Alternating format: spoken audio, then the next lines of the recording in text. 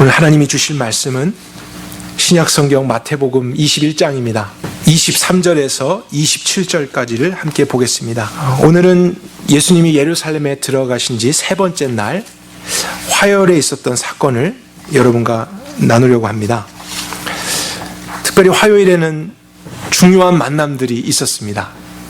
대제사장들, 바리새인들, 사두개인들, 서기관들, 율법사들, 그 당시 유대 지도자들과 예수님이 만남을 가지시면서 많은 말씀을 전하셨는데요.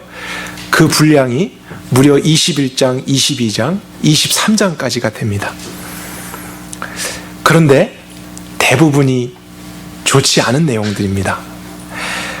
그 유대 지도자들이 가지고 있었던 문제점과 죄에 대해서 예수님이 하나씩 보여주시는 그런 내용들입니다.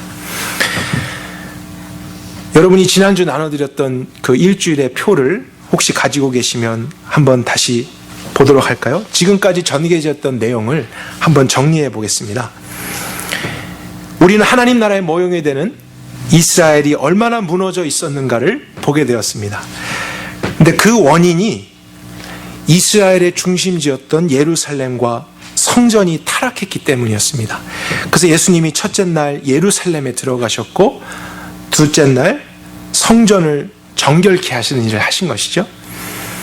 그 핵심적인 부분이 깨끗하게 되어야 전체가 바르게 설 수 있기 때문입니다. 지난주 말씀에서 보았듯이 성전은 그 당시 더 이상 하나님을 위한 곳이 아니었습니다. 사람을 위한 곳이 되어버렸고 돈을 위한 장소가 되었습니다. 그런데 성전이 그렇게까지 타락하게 된 중요한 원인까지도 우리가 생각을 해보면요, 그것은 그 성전을 관리하고 지켜야 될 유대 지도자들이 책임을 다하지 못했기 때문이었습니다. 성전을 맡은 자들의 죄가 성전을 더럽힌 것이고요, 그 성전이 타락하게 되었을 때 문제가 이스라엘 전체에까지 번져나게 됐던 것입니다. 그래서 예수님은 하나씩 가장 핵심적인 부분을 다루고 계신 것입니다. 그 문제의 뿌리가 무엇인지를 찾아서 거기서부터 다시 새로운 기초를 놓으시려고, 다시 하나님의 나라를 세우시려고 하신 것이죠. 그래서 성전 맡은 자들의 죄를 예수님께서 보여주시고 그것을 회개하도록 부르십니다. 그리고 회개하도록 말씀하신 것만이 아니라 결국에는 그 죄를 가지고 십자가로 가시는 것이죠. 그것을 위해서도 피를 흘려주심으로써 하나님 나라의 문을 여시는 그런 일을 예수님께서 하실 것입니다. 이제 이런 부분이 화요일날 가장 많이 있었는데요, 우리가 화요일과 수요일에 보면 또 다른 부류의 사람을 만나게 됩니다. 하나는 한 과부를 만나게 되시고요, 또 하나는 베다니 시몬의 집에 있었던 어떤 여인을 만나게 됩니다. 그런데 이 사람들은 유대 지도자들과 다르게 바른 믿음으로써 하나님의 나라를 정말 경험하고 있는 사람들이었어요. 그래서 유대 지도자들의 죄와 문제, 어떤 잘못된 부분이 강조되면서 동시에 올바른 것이 무엇인지에 대해서도 함께 일주일 안에 비교되어 나타나고 있습니다. 그래서 이제 이런 부류의 사람들도 우리가 나중에는 같이 정리해서 그 특징이 무엇이고 주님이 무엇을 보여주시는가 이렇게 살펴보면 우리가 정확한 그림을 가질 수 있을 것 같습니다. 오늘은 예수님이 만난 그 유대 지도자들의 모습이 어땠는지 말씀을 살펴보겠습니다. 본문에서부터 같이 보도록 할까요? 21장 23절입니다.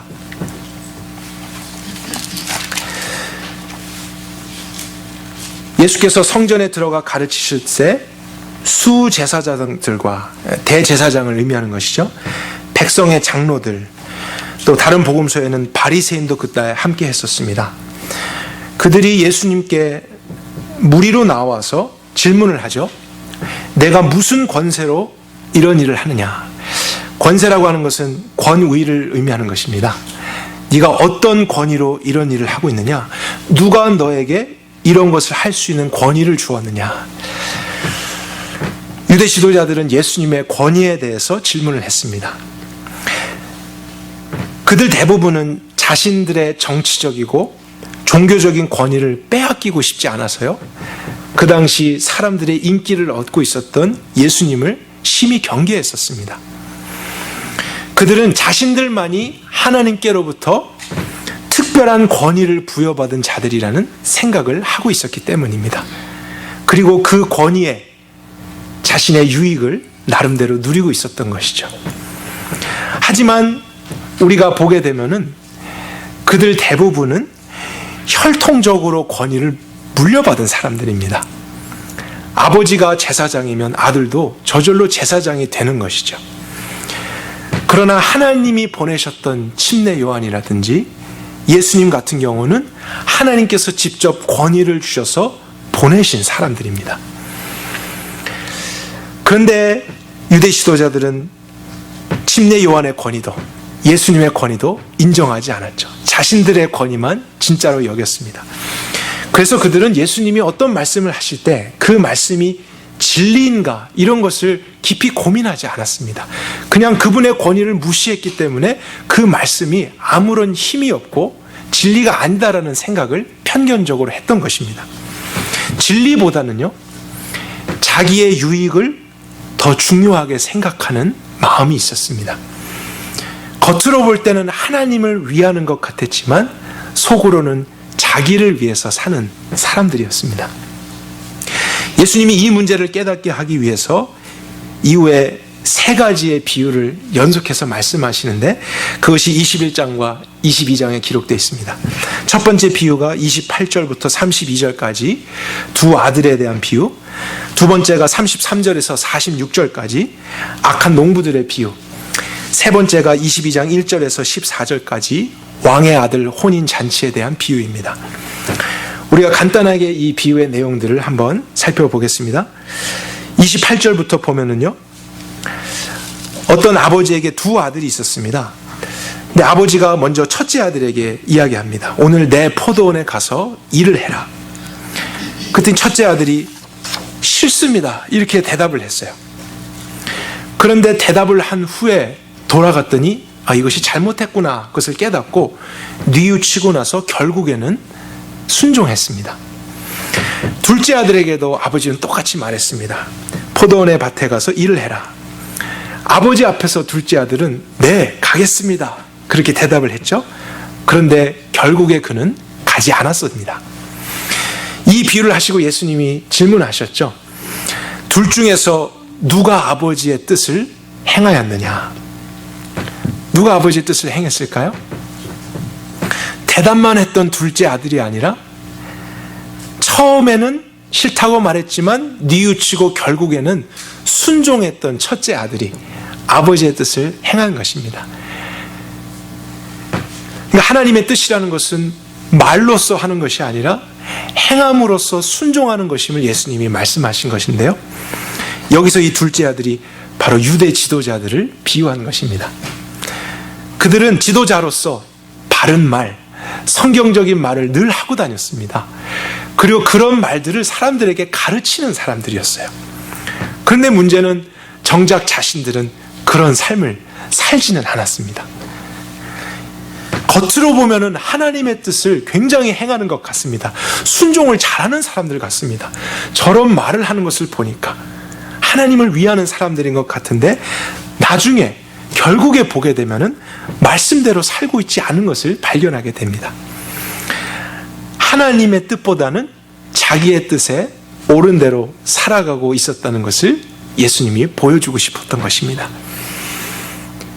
두 번째 비유를 볼까요? 33절부터 나오는 포도원 농부의 비유입니다. 어떤 주인이 농부들에게 포도원을 맡기고 멀리 타국으로 여행을 갔습니다.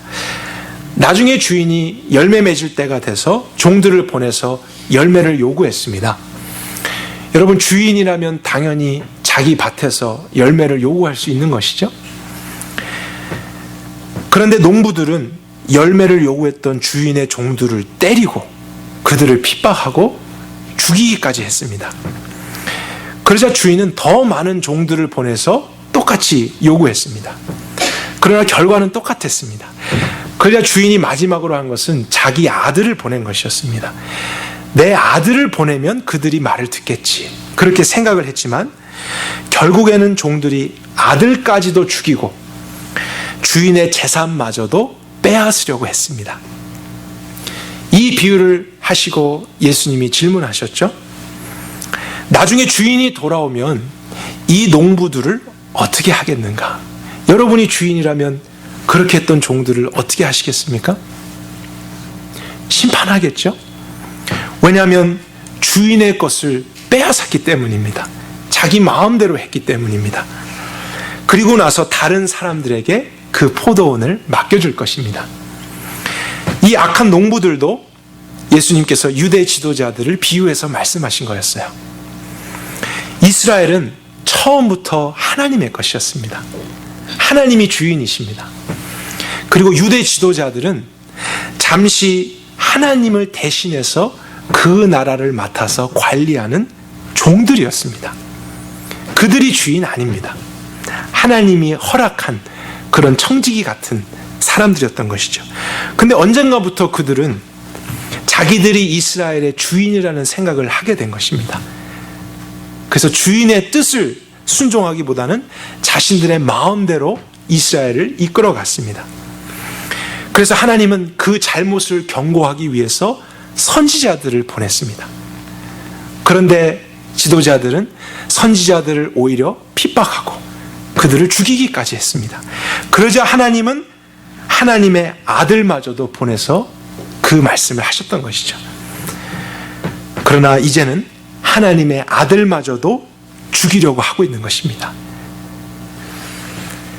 세 번째 비유를 한번 볼까요? 그것은 22장 1절 이하에 있는 내용입니다. 왕의 아들 혼인잔치의 비유인데 1절에 보니까 예수님이 대답하셔서 다시 비유로 그들에게 말씀하여 이르시기를, 여기서 말하는 그들은 앞에 있었던 유대 지도자들을 의미하는 것이죠. 또 하나의 비유로 다시 말씀하시는데 하늘나라는, 하나님 나라는 마치 자기 아들을 위하여 혼인잔치를 베푸는 어떤 왕과 같다, 이렇게 말씀을 시작하십니다. 어떤 왕이 자신의 아들이 혼인할 때가 됐습니다. 참 기쁜 날이죠. 그래서 축하하기 위해서 나라에 속한 종들을 많이 초청했습니다. 근데 문제는 초청을 받은 종들이 오고 싶어 하지 않았습니다. 다들 바쁘다고 참석을 안 했습니다. 근데 여러분, 왕에게 있어서는 왕의 아들의 결혼식이 가장 중요한 일입니다. 그렇죠? 그런데 종들은 왕이 중요하게 여기는 것을 중요하게 여기지 않고 있습니다. 그들은 자신들의 기준에 따라서 중요한 일들을 또 해야 되기 때문에 바쁩니다. 왕의 말에 순종하지 않는 것이죠. 관심을 갖지 않습니다. 오히려 초청장을 보냈던 왕의 종들을 붙잡고 욕하고 죽이기까지 했습니다. 비유로만 보지만요, 참 악한 사람들입니다. 근데 바로 이 사람들이 유대 지도자들이었음을 예수님이 말씀하신 것입니다. 그들은 왕을 싫어하고 왕이 중요하게 여기는 것을 중요하게 여기지 않고 있다는 것이죠. 왕의 뜻이 있고 하나님이 이것을 하길 원하는데 그들은 자기의 기준에 따라서 더 중요하게 생각하는 것에 바쁩니다. 다른 일들을 하고 있습니다. 하나님 말씀에 순종하지 않고 자기가 왕인 것처럼 행동하고 있습니다. 앞에 있는 이 세 가지 비유가 지적하고자 하는 한 가지의 공통점을 우리가 발견할 수 있습니다. 둘째 아들 생각해 보면요, 둘째 아들에게는 아버지라고 하는 권위자가 있죠. 악한 농부에게는 주인이라고 하는 권위자가 있습니다. 악한 종들에게도 왕이라고 하는 권위자가 있습니다. 세 비유의 공통점은 권위자가 있다는 거예요.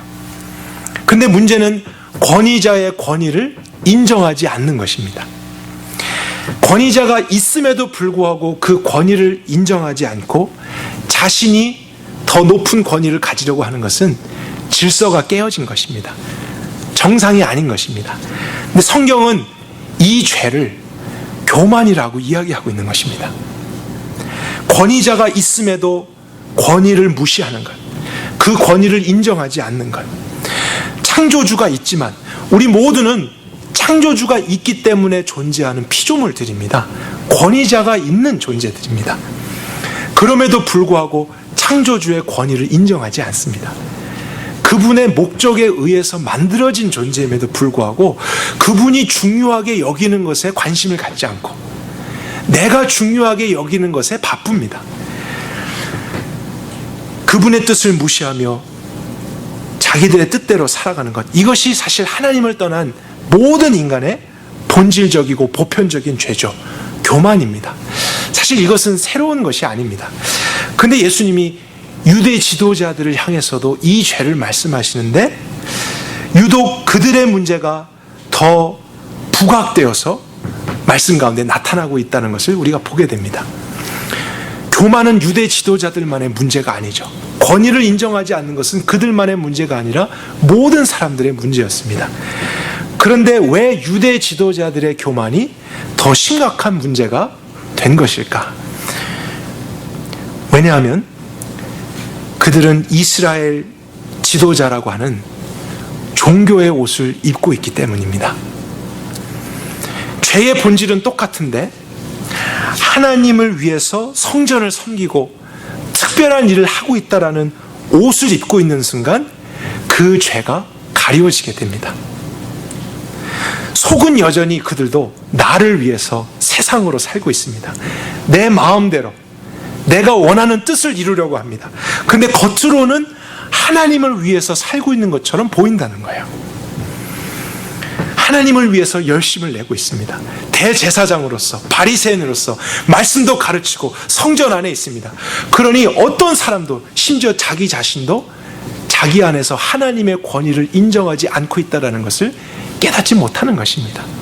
오히려 그런 직분이 없었더라면 깨달았을 수도 있습니다.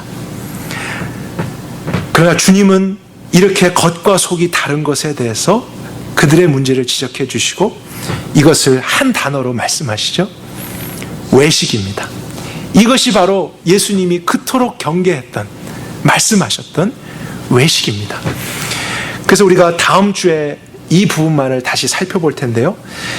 유대 지도자들과 21장, 22장, 23장을 말씀하실 때 23장 한 장에만 걸쳐서 유대 지도자들의 외식의 문제를 예수님이 다루셨습니다. 우리 한번 눈으로만 같이 확인해 볼까요? 23장 13절 보겠습니다. 화 있을진저 외식하는 서기관과 바리새인들이여. 14절 화 있을진저 외식하는 서기관과 바리새인들이여. 15절에도 화 있을진저 외식하는 서기관과 바리새인들이여. 23절에도 화 있을진저 외식하는 서기관과 바리새인들이여. 예수님이 아니었으면 그들의 문제는 드러나지 않았을 것입니다. 누구도 이런 사람들이, 이렇게 하나님의 성전 안에서 거룩한 일을 하는 사람들이 우리와 같은 죄를 가지고 있다라고 생각조차 하지 않았을 것입니다. 그러나 그들은 자신에게도 속아서 여전히 그 죄를 버리지 않은 채 성전을 자기들 중심으로 더럽히고 있었고, 그 성전이 무너져 가니까 이스라엘 전체가 영적으로 어두워져 가고 있었던 것입니다. 진리의 빛이 없었더라면 마음의 깊은 것이 보이지 않았을 것입니다. 그래서 예수님은 많은 시간에 걸쳐서 유대 지도자들의 문제와 이 외식의 문제를 말씀하시고, 그것을 말씀만 하신 것이 아니라 예수님은 그 문제를 해결하시기 위해서 이제 어디로 향하시는 것입니까? 십자가로 가시는 것이죠. 예수님은 외식적으로 죽어주시는 게 아니라 실제로 하나님의 영광의 옷을 벗으시고 그들의 자리에서 십자가에 죽기까지 순종하셨습니다. 이처럼 십자가라고 하는 것은 세리와 창기에서부터 유대 지도자들에 이르기까지 모든 사람을 위한 하나님의 구원의 방법인 것입니다. 이 세상에 의인은 한 사람도 없는 것입니다. 그들이 성전의 일을 특별하게 구별되어 섬긴다 할지라도 하나님의 기준에 따라서 자신의 문제를 깨닫지 못하면 그들도 참된 하나님의 백성이 아닌 것입니다. 모든 사람은 예수님의 구원이 필요한 존재죠. 예수님이 아니면, 하나님이 아니면 감히 누가 대제사장에게 이런 메시지를 전할 수 있겠습니까? 바리새인들에게, 누구보다도 경건함을 추구하고 있는 자들에게 누가 이것을 깨닫게 하겠습니까? 하나님의 구약의 말씀을 해석하고 가르치는 사람들에게 누가 이것을 말할 수 있겠습니까? 예수님은 그래서 그들에게 오신 것입니다. 그러나 만약 이 사실을 그들이 깨닫지 못하면 대제사장이라 할지라도 하나님의 심판을 받는 것입니다. 그들이 율법 학자라 할지라도 말씀과 전혀 무관한 삶을 살았던 이방인과 똑같은 심판을 받게 될 것입니다. 그래서 이들의 문제는 저희들도 분명히 알아야 되는 사실인 것입니다. 예수님이 본문 안에서 계속해서 말씀을 주십니다. 또 하나의 사건이 등장하는데요. 22장 15절부터 있는 가이사에게 세금을 바치는 문제입니다. 그 부분도 한번 보겠습니다. 15절 보니까 바리새인들이 예수님을 찾아갔죠. 그리고 예수로 말에 올무를 걸리게 하려고 논의를 합니다. 그리고 나서 16절에 이렇게 말하죠. 선생님, 우리가 아나니 당신은 참되시고 하나님의 도를 참되게 가르치고 아무도 거리끼는 일이 없고 사람을 외모로 보지 아니하시는 분이십니다. 입으로는 칭찬을 하는 것 같습니다. 예수님을 위하는 것 같지만 그들의 마음에는 다른 의도가 있죠. 예수님을 무너지게 하려고 하는 것입니다. 그리고 나서 던진 질문이 가이사에게 세금을 바치는 것이 옳겠습니까? 이런 질문을 했습니다. 이것이 어떤 의도를 가진 것인지 우리가 한번 파악해 볼까요? 만약에 예수님이, 이 가이사는 로마 황제를 의미하죠. 황제에게 세금을 내야 한다 이렇게 대답을 하셨다면 그들은 예수님을 로마의 앞잡이라고 시비를 걸 예정이었습니다. 그래서 유대 사람들에게 세금을 내라고 한다 이렇게 충동질하려고 했던 것이죠. 만약에 예수님이 세금을 내지 않아도 된다 이렇게 답변을 하시면 그들은 로마 정부에 가서 예수라는 사람이 세금을 내지 않아도 된다고 말합니다. 이렇게 고발을 하려고 하는 의도를 가지고 있었습니다. 그러니까 예수님이 어떤 식으로 얘기하든지 함정에 빠질 수밖에 없는 그런 질문입니다. 근데 예수님은 그들의 마음을 파악하셨죠. 그리고 나서 간단하게 말씀을 주시는데 그 답변이 이러합니다. 데나리온이라고 하는 한 동전을 꺼내보라고 합니다. 거기에 누구의 형상이 있느냐 질문하셨는데 오늘날도 그렇죠. 동전에 보게 되면 그 나라의 지도자의 얼굴이 있습니다. 그래서 가이사의 형상이 있습니다 했더니 가이사의 것은 가이사에게 바쳐라. 그러나 하나님의 것은 하나님께 바쳐라. 이런 말씀을 하셨어요. 무슨 뜻일까요?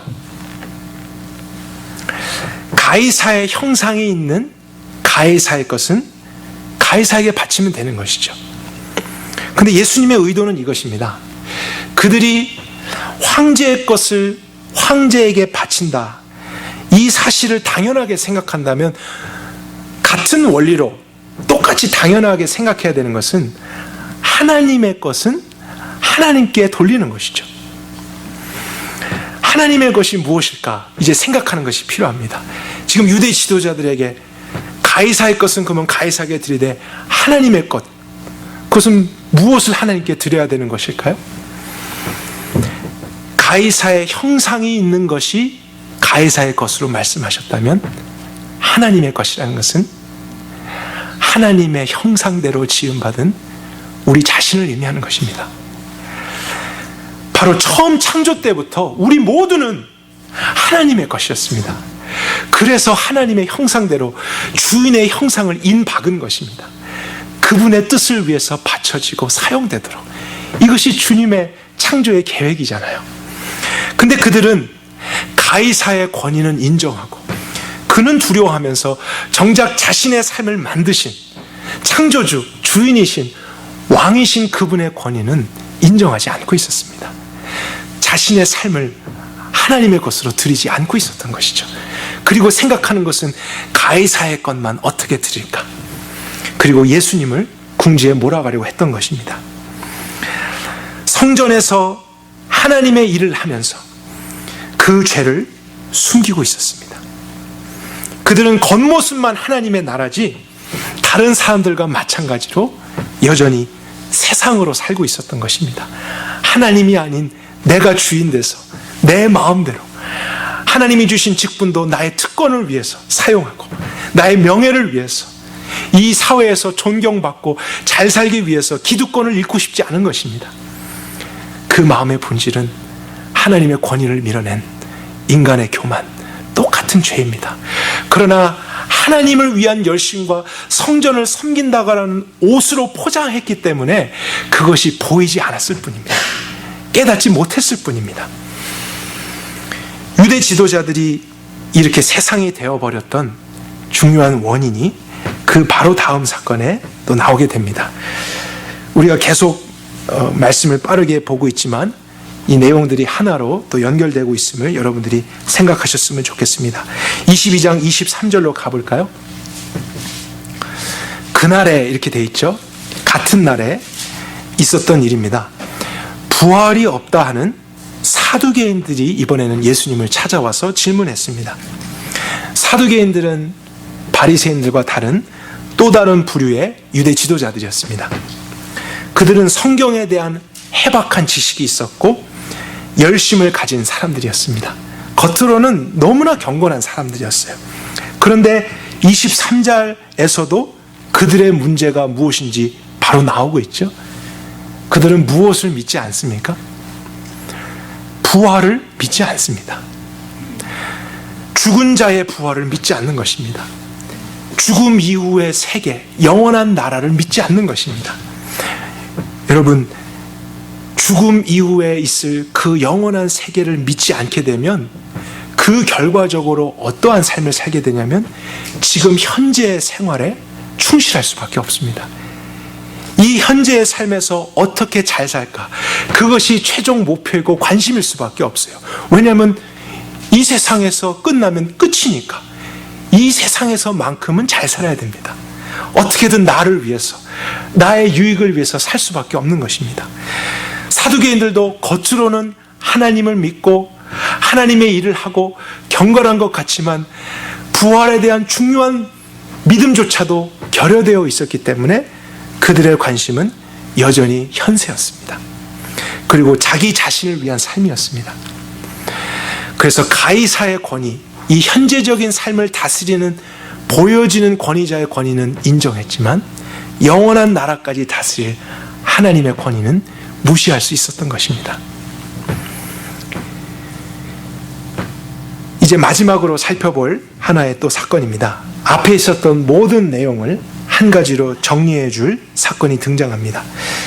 22장 34절 이하에 있는 말씀입니다.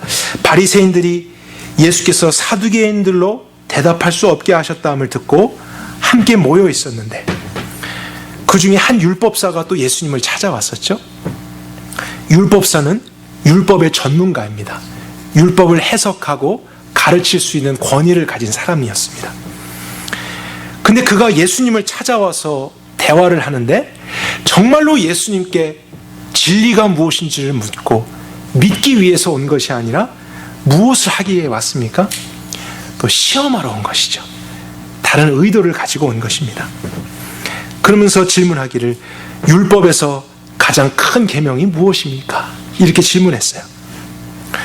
근데 예수님은 거침없이 첫째는 하나님을 온 마음 다해서 사랑하는 것이고 둘째는 이와 같으니 내 이웃을 내 몸과 같이 사랑하는 것이다.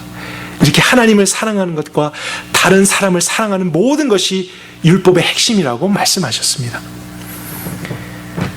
근데 같은 내용을 기록한 마가복음 12장 32절에 보면 그 율법사가 예수님의 답변을 듣고 고개를 끄덕이면서 예수님, 선생이요, 옳습니다. 당신이 바르게 말했습니다. 그것이 바로 율법을 이해한 것입니다. 이렇게 동의를 하는 장면이 나옵니다. 그는 예수님을 시험하려고 왔습니다. 그리고 가르치려고 왔는데 오히려 예수님이 자기가 생각한 대로 말씀을 정확하게 보고 율법을 이해하고 있자 감탄하면서 예수님이 하신 말씀에 동의를 한 것입니다. 그것을 칭찬하는 것입니다. 그런데 그때에 예수님이 그 율법사를 향해서 이런 말씀을 하셨습니다. 이 부분도 마태복음에는 없지만 마가복음엔 기록되어 있습니다. 예수님이 그 율법사에게 말씀하시기를 내가 하나님 나라에서 멀지 않았도다. 우리가 한번 생각해 봐야 될 부분이에요. 하나님 나라에서 멀지 않았다는 것이 무슨 뜻일까? 분명히 그것은 하나님 나라 안에 들어온 것과는 다른 것일 것입니다. 예수님은 그가 율법에 능통한 사람이고 남다른 경건의 모습을 가지고 또 심지어 예수님의 말씀에 동의를 한다고 해도 하나님 나라에는 들어오지 못한 사람이라고 말씀하신 것입니다. 지식적으로는 하나님 나라에 정말로 가까이 왔습니다. 그러나 그는 율법을 알고 말은 할 수 있었지만 그 말씀대로 살고 있지는 않은 사람이었기 때문이었어요. 결국에는 순종하지 않는 사람이었습니다. 하나님을 사랑하는 것입니다. 온 마음 다해서 그분을 사랑하는 것이 율법의 전부입니다. 압니다. 말할 수 있습니다. 가르치기까지 합니다. 그러나 그것을 순종하고 경험하고 있지 않은 자, 그는 하나님의 나라가 아닌 것이죠.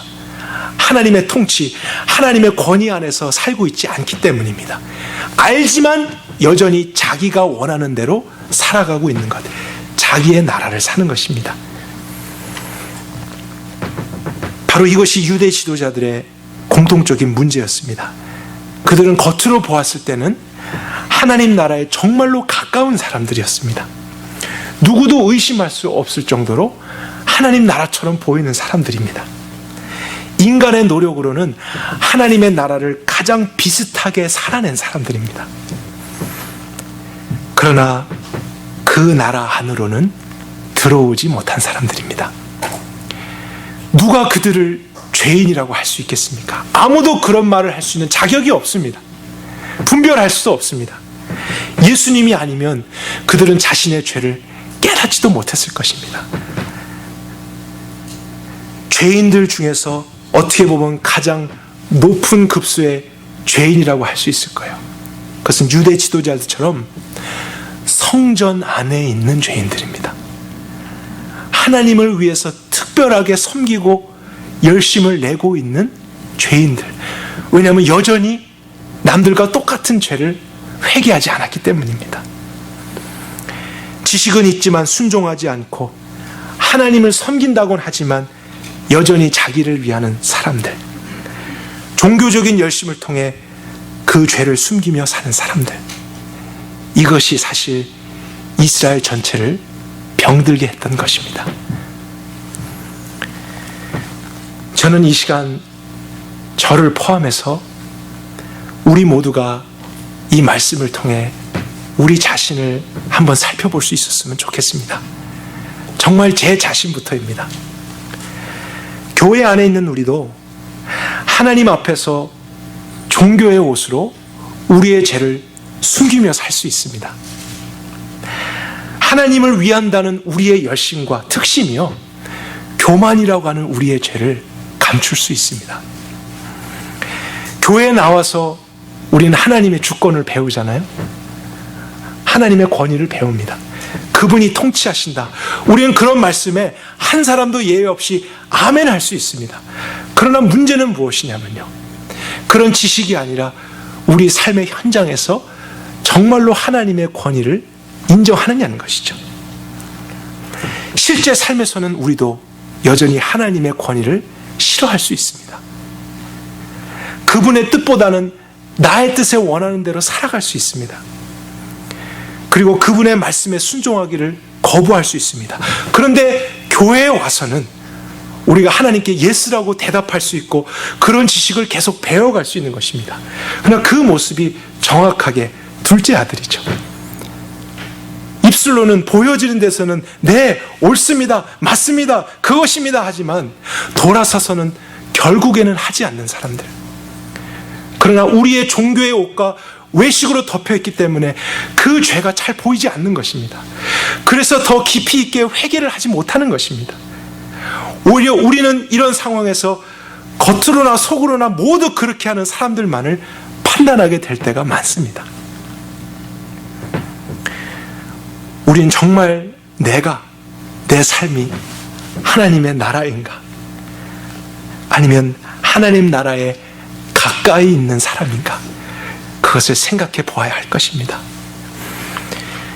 이 예배를 통해서 우리 안에 조금이라도 외식의 모습이 있다면 지금 이 시간 우리가 주님의 십자가로 가지고 갈 수 있기를 원합니다. 모든 것을 다 아시는 그분 앞에서 더 이상 숨기지 맙시다. 그것이 회개입니다. 나를 위한 십자가를 믿는 것입니다. 십자가의 교리에 동의하는 것이 아니라 이런 내 안에 숨겨진 것까지도 드러내셔서 그 죄에 대해서 말씀하시고 또 회개하도록 부르시는 주님 앞에 이제 내가 나아가는 것입니다. 마음으로 반응하는 것이죠. 주님, 나도 교회를 다니지 않는 사람과 사실은 똑같습니다. 성경을 한 번도 보지 않은 사람하고 내가 똑같습니다. 내 안에 정말 그런 것이 있습니다. 나 이런 종교의 옷, 하나님 앞에 열심을 냈던 나 자신의 옷을 벗고 주님, 이 문제를 정직하게 들고 나아갑니다. 우리가 이렇게 우리 자신의 문제를 가지고 십자가로 나아가면 주님은 그분 안에서 우리에게 새로운 생명을 주십니다. 이제는 그리스도 안에서 하나님께 순종하고 싶은 나로 만들어 주십니다. 이것이 재창조라는 것입니다. 그분이 회개한 사람을 이젠 새로운 하나님의 백성으로 그분의 뜻대로 살기를 원하는 그러한 존재로서 다시 만들어 주시는 것입니다. 그런 사람이 참 이스라엘인 것이죠. 그런 사람이 참 하나님의 성전인 것입니다. 그리고 그것을 갈망하며 날마다 이제 주님의 은혜를 내 내면에서부터 구할 때 주님은 그렇게 시작된 하나님의 나라의 일을 계속해서 함께 이끌어 주시는 것이죠. 우리가 예수님을 이렇게 믿고자 할 때 그분은 우리가 이루기를 원하는 것보다 그것을 더 주시길 원하시기 때문에 확실하게 인도하실 것입니다. 나의 뜻보다 하나님의 뜻대로 살아갈 때 내 인생은 참 행복해. 이런 것을 누가 가르쳐서가 아니라 정말 경험하게 하실 거예요. 하나님의 뜻이 오늘 나의 삶의 현장에서 교회 안에서만이 아니라 교회 밖에서 그곳에서 이루어질 때 그것이 나의 참된 기쁨이야. 이것을 정말로 깨닫게 되도록 주님이 친히 인도하실 것입니다. 우리 모두가 하나님 나라의 가까이에 머무는 인생이 아니라 하나님의 통치 안에 들어와서 직접 살아가며 그분의 영원한 축복과 안식을 경험하게 되는 일이 있기를 원합니다. 그런데 유대 지도자들이라고 해서요, 모두가 잘못된 길을 간 것만은 아니었습니다. 하나님은 그들도 사랑하셨습니다. 아멘이시죠? 저는 생각해 봤어요. 하나님이 정말 이들을 사랑하셨기 때문에 마지막 일주일에서도 그들을 향해 이렇게 많은 말씀을 주셨구나. 그들을 정죄하고자 함이 아닙니다. 그렇게까지 자세하게 말씀하심으로써 그들을 구원하고자 하기 위한 하나님의 사랑의 메시지인 것이죠. 니고데모라고 하는 사람이 있었습니다. 그는 바리새인이었습니다. 그리고 그 당시 유대 지도자들의 리더들의 모임이었던 사내들인의 공의의 한 일원이었습니다. 그 당시 유대 사람들이면 그런 지도자들을 다 알게 되겠죠. 그런데 그는 다른 유대 지도자들과 달리 예수님의 말씀에 관심을 갖고 듣고 있었습니다. 그리고 그 말씀이 정말 진리인가를 생각했던 사람이었어요. 어느 날 그가 생각하고 혼자 생각하다가 도저히 안 되겠다, 예수님을 한번 찾아가 보자, 이런 결단까지 했습니다. 다른 지도자들은 그러지 않고 있었다는 것이죠.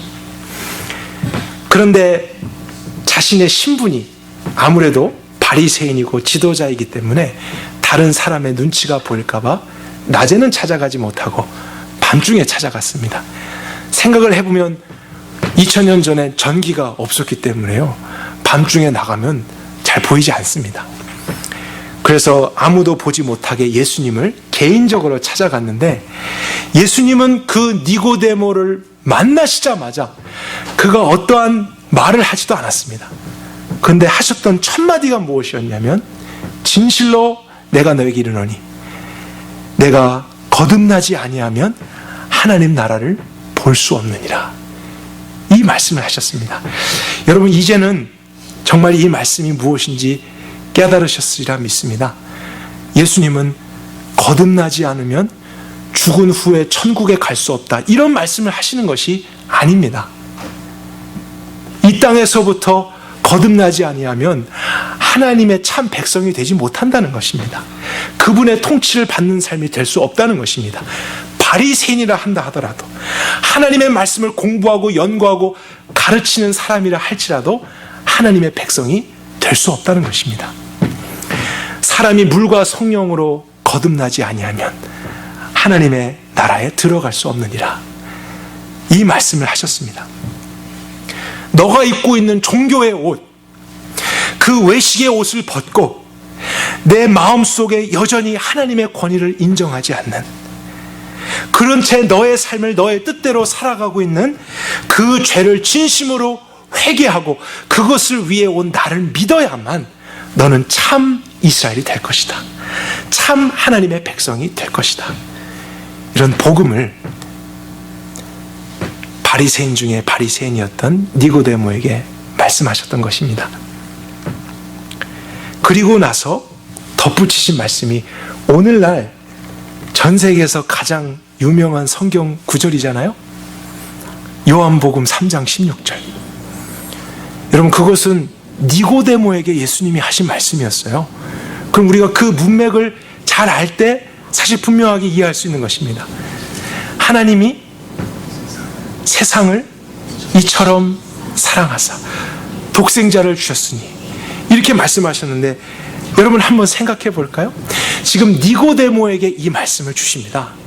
근데 예수님이 하나님이 세상을 이처럼 사랑하사 독생자를 보내셨다, 이렇게 말씀하셨어요. 그러면 여기서 말하는 세상은 무엇을 의미하는 것이겠습니까? 그것은 하나님의 권위를 버린 나를 의미하는 것입니다. 내가 세상입니다.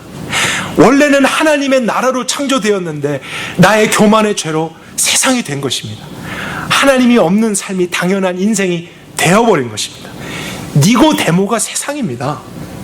세상 안에 있는 내가 아니라 나 자신이 마음에서부터 세상이 되었기 때문에, 하나님이 없기 때문에 겉으로도 세상을 추구할 수밖에 없는 것이죠. 그러나 하나님은 그 세상을 사랑하셨습니다. 세상이 된 우리 인간을, 그 죄인을 사랑하셔서 원래는 심판하셔야 되지만 독생자 예수 그리스도를 보내신 것이죠. 그래서 이는 저를 믿는 자마다 멸망치 않고 영생을 얻게 하려 함이라. 이 세상은, 하나님이 없는 곳은 다 멸망당하게 돼 있습니다. 내 자신이 여전히 세상이라면 나도 그런 심판을 받는 것이죠. 그러나 원래는 세상이었지만 세상이었던 나를 사랑하셔서 대신 죽어주신 예수님, 그분을 회개하고 믿는 자는 더 이상 세상이 아니라 무엇이 되는 것입니까? 하나님의 나라가 되는 것이죠. 이 땅에서부터요.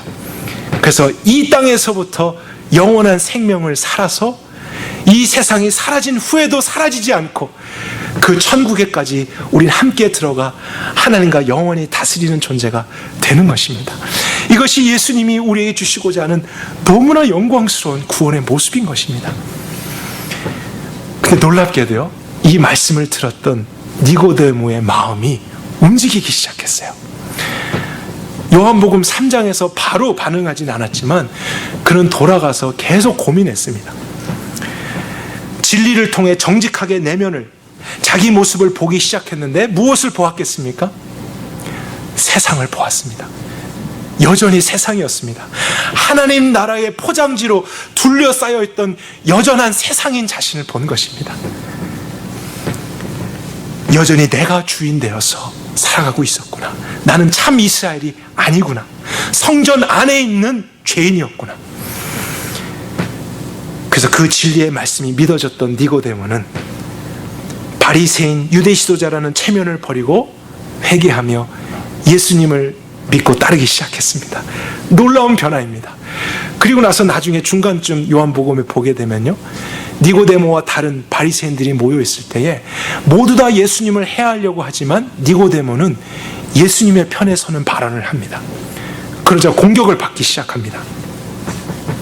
그리고 나서 예수님이 십자가에서 죽임을 당하셨을 때 모든 사람들은 예수님을 떠나갔을지라도, 심지어 제자들도 갔을지라도 바리새임에도 불구했던 니고데모는 유대인들의 보는 눈앞에서 예수님의 시체를 가져가기 위해 가장 먼저 온 사람이 되었습니다. 아리마대 요셉하고 니고데모가 와서 예수님의 시체를 장사하기 위해 요구했었죠. 그때 니고데모가 몰약을 가져갔습니다. 여러분, 몰약은 오늘날도 굉장히 비싼 물건입니다. 그리고 장사 지낼 때 쓰는 그런 물품인데요, 특이한 점이 요한복음 19장에 하나 기록되어 있습니다. 그때 니고데모가 예수님을 장사 지내기 위해서 가져갔던 몰약의 양이 기록되어 있습니다. 굳이 그 양까지 기록할 필요가 있었을까 싶은데 그 양을 요한은 기록했습니다. 니고데모가 얼만큼의 몰약을 예수님을 장사하기 위해 가져갔는지 아십니까? 무려 100파운드였습니다. 100파운드를 킬로그램으로 환산하면 45kg입니다. 혼자서 다 들 수도 없는 양의 몰약을 가져갔습니다. 이 정도의 양은 한 사람의 시체를 장사하기 위한 양이 아니라는 것을 의미하는 거예요. 그 정도의 양은 그 당시 자신의 권위자에게, 왕에게 예물을 드릴 때 사용되는 정도의 양입니다. 그러니까 니고데모는 예수님을 장사하기 위해서도 몰약을 가져갔지만 궁극적으로는 하나님 나라의 왕으로서 예수님을 인정한다는 신앙을 십자가 앞에서 고백한 것입니다. 자신의 믿음으로 모든 사람들 앞에서 이것 때문에 내가 지도자의 권위를 잃어버린다 할지라도, 이 세상에서의 유익을 잃어버린다 할지라도 나는 주님의 뜻에 따르며 그분의 참 백성이 되리라. 그리고 이 땅에서만이 아니라 나는 주님과 함께 영원한 부활이 있다는 것을 믿기 때문에 영원한 세상에서 주님과 함께 살아가리라.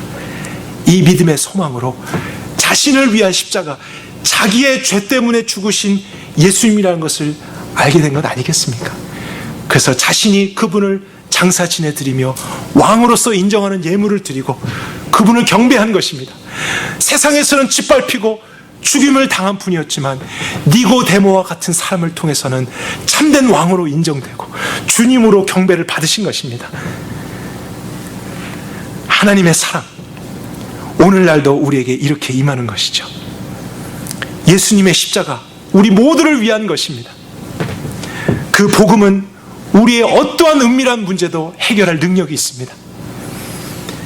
우리 모두가 이러한 복음을 깨닫고 예수님을 정말로 믿게 되길 원합니다. 예수님을 믿으십시다, 여러분. 그분을 왕으로 믿으십시다.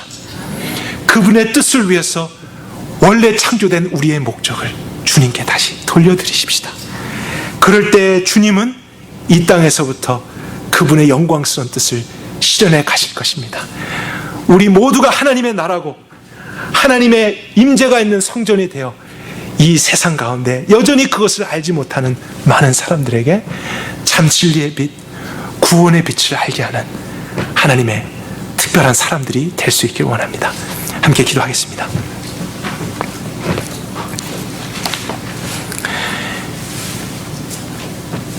오늘도 창조한 온 우주 만물을 가장 작은 미생물에서부터 가장 커서 우리 눈으로는 다 볼 수 없는 행성에 이르기까지 완벽한 지혜와 능력으로 다스리시는 엘로힘 하나님, 오늘날 21세기 우리가 사는 사회도 그 하나님을 몰아내고 하나님의 말씀을 무시하고 그리스도를 경멸하고 있지만 우리는 우리의 입술만이 아니라 삶으로도 주님을 인정하길 원합니다.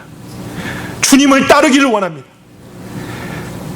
원래는 그럴 수 없었던 죄인이었지만 그런 우리의 죄를 십자가에서 다 도말하시고 우리를 사랑하셔서 구원해 주신 주님의 은혜를 이 시간 다시 한번 깨닫습니다.